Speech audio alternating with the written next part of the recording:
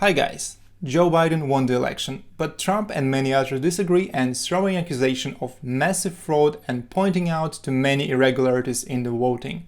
In today's video, I'm gonna analyze a bunch of poll data from 2020 and 2016 and try to understand whether the data suggests any massive fraud.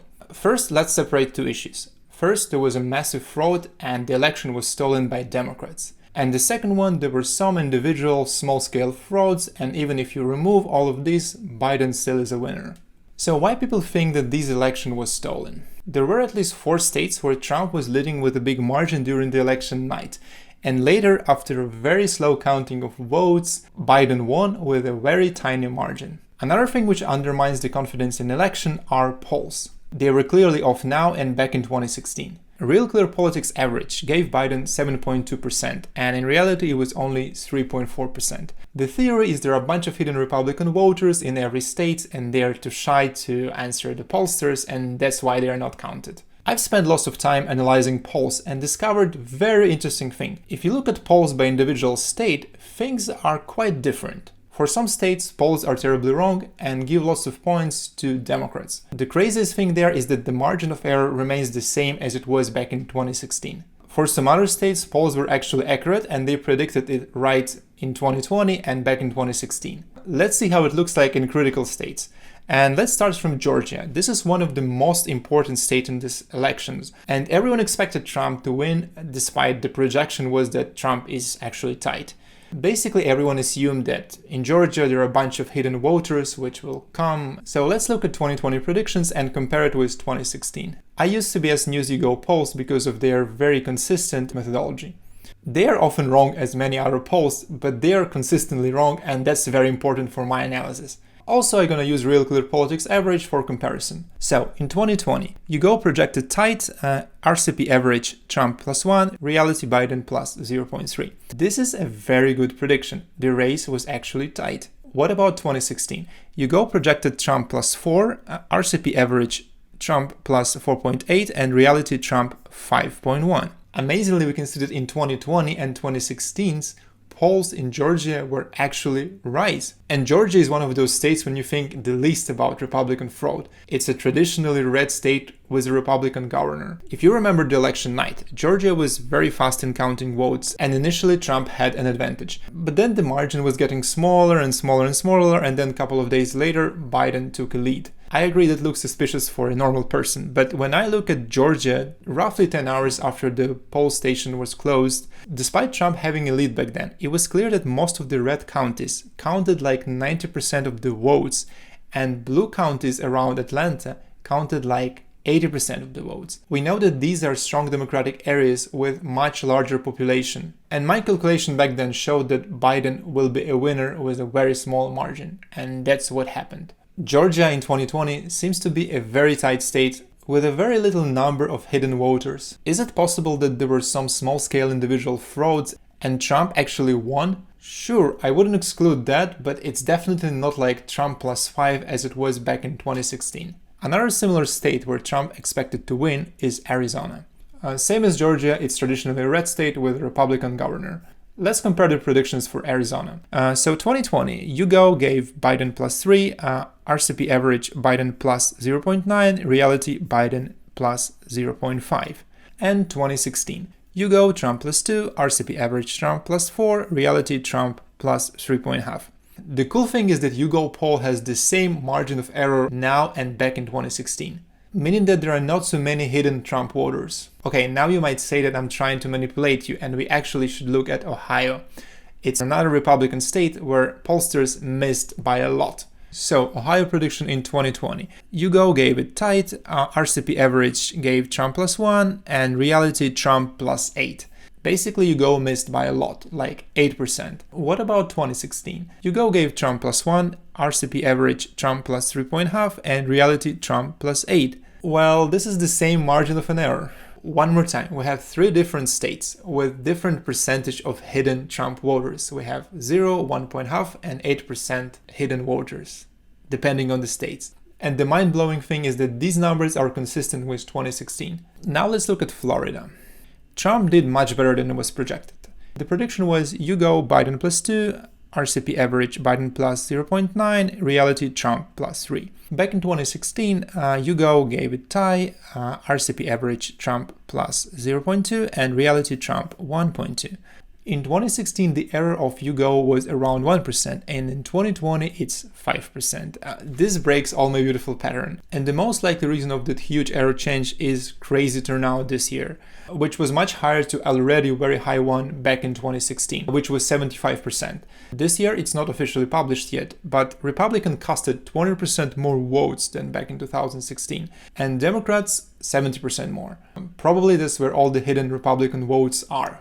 Now the most interesting, Pennsylvania and Wisconsin. The easiest path to Trump's victory was to win one of these states. But the biggest problem that back in 2016, he won both of these states, but with a very tiny margin. Let's look at the prediction again. So Pennsylvania 2020. YouGo gave Biden plus 7, RCP average Biden plus 1.2, reality Biden plus 0.8. And 2016, YouGo Clinton plus 8, RCP average Clinton plus 1.9, reality Trump plus 0.6. YouGo missed by around 6% in 2020 and 8% in 2016, which is relatively consistent. Now let's look at Wisconsin. So in 2020, YouGo predicted Biden plus 5, RCP average Biden plus 6.7, and reality Biden plus 0.7. 2016, YouGo predicted Clinton plus 4, RCP average Clinton plus 6.5, and reality Trump 0.7. In both cases, YouGo poll gave an error of consistent 4%. These states are controlled by Democrats, and large fraud is theoretically possible, but polls correlations look very similar, so I don't think so. Again, there could be some small-scale fraud, and the race is actually very tight, and there is a theoretical chance of Trump winning these states, but the margin will be very, very small. Finally, let's look at Michigan. Honestly, no one expected Trump to win there, but the initial results during the election nights were quite promising. So in 2020, YouGo predicted Biden plus 6, RCP average Biden plus 4.2, and reality Biden plus 2.7. In 2016, YouGo predicted Clinton plus 3, RCP average Clinton plus 3.4, and reality Trump plus 0.3. Well, surprisingly, again, YouGo has a consistent 3% margin of error in both of elections. Numbers again confirm no massive fraud in Michigan, so I don't think there is any theoretical chance of Trump winning that state. Now let's talk about small-scale fraud and chances to win something there. There are 4 states which are currently quite tight. These are Georgia, Arizona, Pennsylvania, and Wisconsin. Trump needs to win 3 of them to win the race. Could small-scale fraud change the game? Theoretically, yes. There are a couple of ways you can cheat there. First, dead people voting. Historically, this was never been a problem, but hey, why can't we calculate the number of dead voters? My guess, there will be a very tiny fraction, but why not to do it? This will bring more confidence in the future elections as well. Same applies to ineligible voters who don't live in a particular state anymore. Another thing where you can cheat is ballot harvesting. In some states, it's a real thing, especially in those which sends absentee ballots to every single registered voter. It is illegal to go around neighborhood and collect all those ballots, but people actually do this. The problem here that is very hard to prove, and only potentially affected states are Pennsylvania and Wisconsin.